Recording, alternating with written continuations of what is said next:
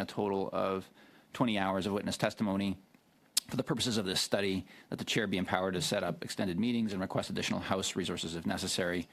My brief comments are basically that it's a pretty straightforward motion. We set out 20 hours worth of time for study, which is, I think, a reasonable period of time. We set a date for clause by clause to make sure we leave a reasonable period of time to make sure we do the study, but also so that we get to the business at hand and the other business that the committee needs to carry out. Okay, thanks, MP Baker. I do have MP Chambers. I just want to make sure I get on the record before Rick Perkins comes in to take over for me.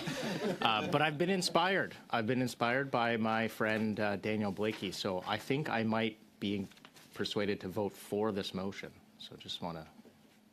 It's in the spirit of collaboration. Yeah, listen, I'm inspired myself. Listen, it's, we have a lot of enlightenment going on here. So I've got MP Blakey's on next.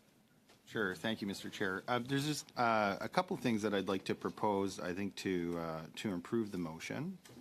I don't have exact wording necessarily hammered out for an amendment, but just a couple principles. I think we should say no less than 20 hours, because I think if we're able to do more hours of study, that's better. I know we've hit around the 20-hour mark on budget implementation acts in this Parliament, but I think being able to exceed that is better given the size of those bills. I think that we should exclude from that 20 hours the appearance by the minister and departmental officials. It'd be nice. I think we need to make more room, or as much room as possible, for voices of Canadian stakeholders in the course of the study.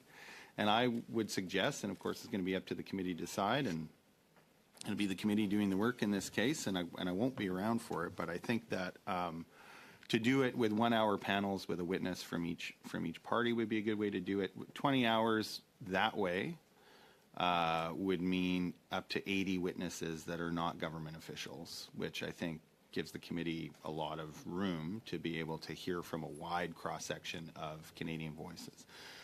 So those are the three improvements that I would suggest.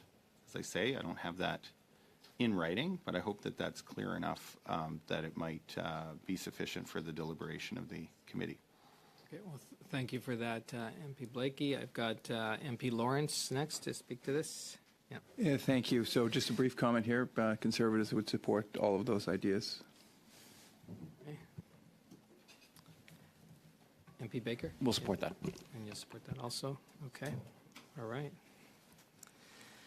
Okay, the magic is happening. So we have unanimous.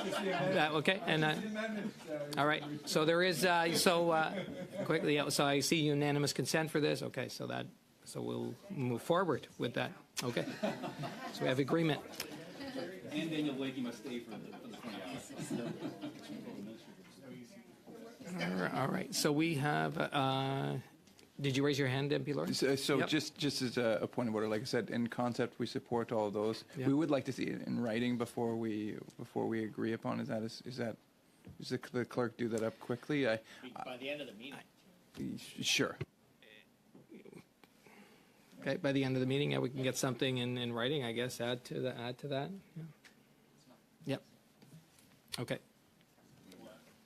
So in principle, everybody is in agreement, and then by the end of the meeting, we'll have it in writing.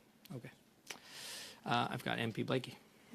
I mean, Mr. Chair, that we're suspending debate on that motion until the end of the meeting, and that there may be an opportunity to, for instance, move that the committee now consider the motion I had moved, and then we had adjourned a meeting. It's your prerogative to do that right now. Okay, well, I would so move that we go back to my previous motion, which, for the information of the committee, was given that the Canadian grocery sector made more than $6 billion in profit in 2023, and that millions of Canadians have reported food insecurity in the last year, the Standing Committee on Finance call on the government to immediately take action by implementing an excess profit tax on large grocery companies that would put money back in the people's pocket with a GST rebate and establish a national school food program, and that this motion be reported to the House. For us to resume discussion. MP, just one clarification there. So, MP Blakey, you do need to just ask the committee that we would resume discussion on this motion, if you can do that. Yeah. So if we're agreed that we can go straight to the motion, I think that's a great thing. Okay. And that there For is the time we agreement have for that? remaining. There is agreement, yeah. Okay. Is there any discussion on this? 6 billion. Yeah, okay. MP Zerowitz? We've got a few minutes, and then we've got the minister coming in here, so. I'll just mention something very quickly. In general, you've touched on, I think, an issue that just about every Canadian is thinking about. It doesn't matter if you have no money, if you have some money, everybody's noticing how expensive grocery prices are. And so I would say a couple things. In general, I don't like these mechanisms of putting additional taxes onto our businesses. I want them to be able to do their work. I do, though, and I do appreciate our government has done quite a bit in terms of trying to increase competition, which is really the right way to go about providing the right incentives for the grocery sector to actually be behaving well. But in the absence of that, and while we're waiting for a lot of our new competition policy elements to go in, I know I'd be very open to be supporting this motion. So I know we'll be discussing this, I think, a little bit more later, but just wanted to mention that. Thanks. Okay. Thank you, MP Zerowitz. MP Lawrence. Thank you. Thanks very much. And certainly we, as Conservatives, agree that there's an affordability crisis in Canada. And as we've seen, record numbers of food bank usage, 2 million Canadians or more, with an additional million expected, I believe, this year in food bank usage. In addition to that, we also now have a dumpster diving Facebook group, and I believe it's Toronto, with over 8,000 different members. The cost of food has never been higher in Canada, and it's never been so far out of reach. We're also facing a productivity crisis, and this has gotten to the point where nearly all economists are now talking about Canada's productivity crisis. We've even got international attention now from economists and those who comment on the business community with our sputtering GDP per capita. I think that there is a very easy solution to reducing the cost of food, and that is to reduce the carbon tax or eliminate the carbon tax. And instead, we are increasing the cost of the carbon tax. Of course, carbon tax is not just put on the end user. The carbon tax is put on our farmers, who of course plant and harvest our crops as they utilize their tractors, and then also those who truck our food and who take it across there. So there's carbon tax on multiple levels on that. We've now seen that the PBO has told us that even with the Canada carbon rebate, have I got that right there, guys, on the Liberal side? Is the Canada carbon rebate? Okay, I want to make sure I get branding right. That there is a net loss in every province where the backstop applies. So in Ontario, it's about $600. In Alberta, it's $1,000. I believe it's even a net negative in Manitoba. And if I were going to be an advisor on intergovernmental relations, that might be where I might start talking with respect to that. So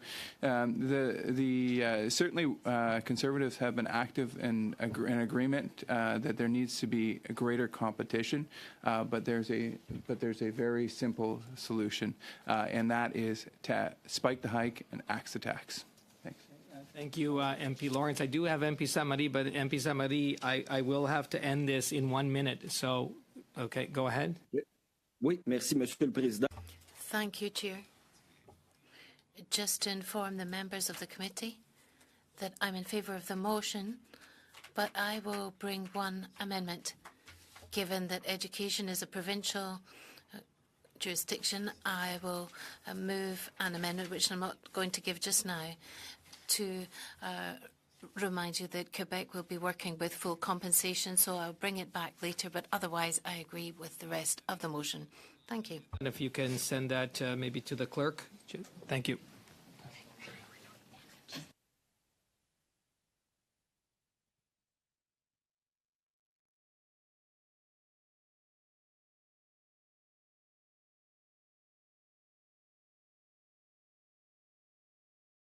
On Monday, December 11th, 2024, the committee is meeting to discuss Bill C-59, an act to implement certain provisions of the Fall Economic Statement tabled in Parliament on November 21st, 2023, and certain provisions of the budget tabled in Parliament on March 28th, 2023.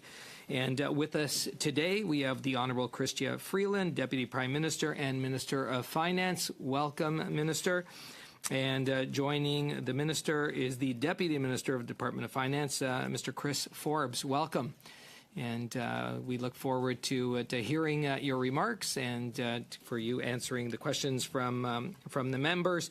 And Minister, I'm sure you already know that one of our colleagues here from our committee and from Parliament this will be his last day here on this committee, and that is MP Daniel Blakey.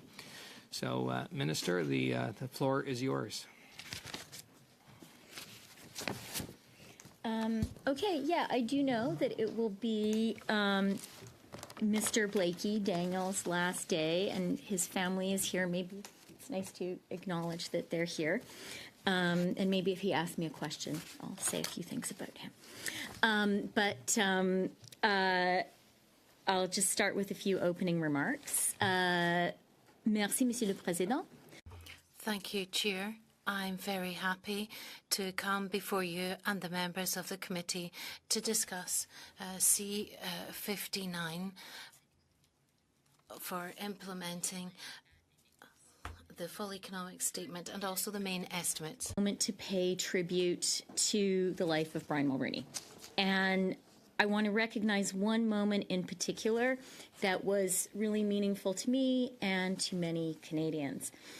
In December 1991, the people of Ukraine voted overwhelmingly for independence in a national referendum. I was there as a reporter covering it.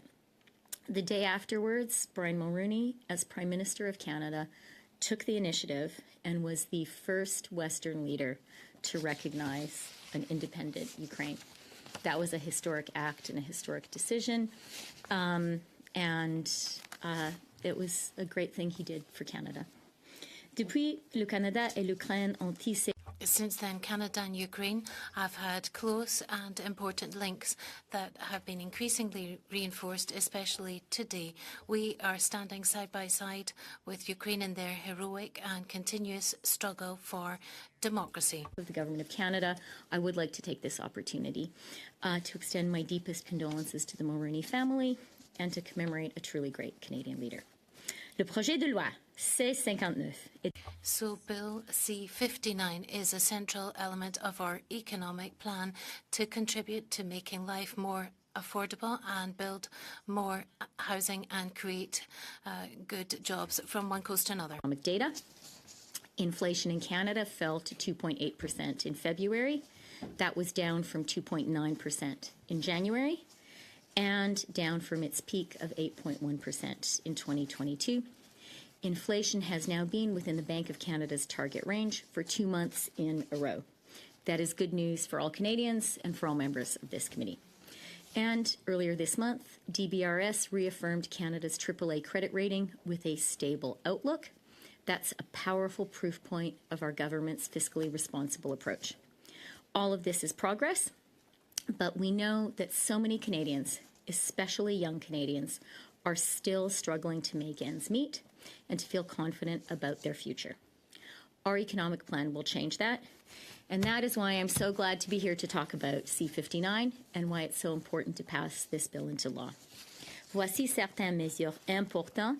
So here are some of the important measures in this bill, which I hope will receive support from the members. We're eliminating GST on new rental housing that's purpose-built for renting within the framework of admissible cooperative housing plans. And there are other measures that we've taken this fall to eliminate GST on new rental housing that is purpose-built for rental purposes. By creating incentives for them to build more homes that would otherwise not move forward to construction. Nous apportons les modifications. We're also bringing the most important changes in our generation when it comes to competition within Canada, and this will contribute to stabilizing prices and enlarging the choices given to